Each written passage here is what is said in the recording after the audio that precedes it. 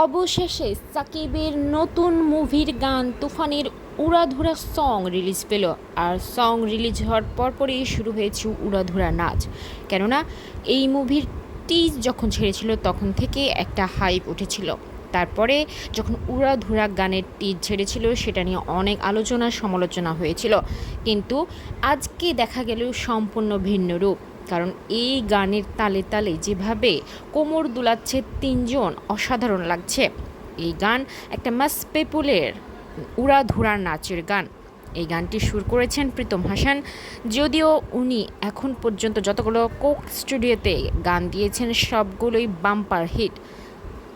অপর পাশে সাকিবের আজকে 25 বছর পূর্তি উপলক্ষে এই সংটি রিলিজ করা হয়েছে। সাকিবকে মনে হচ্ছে না যে তার আজকে 45 এজ।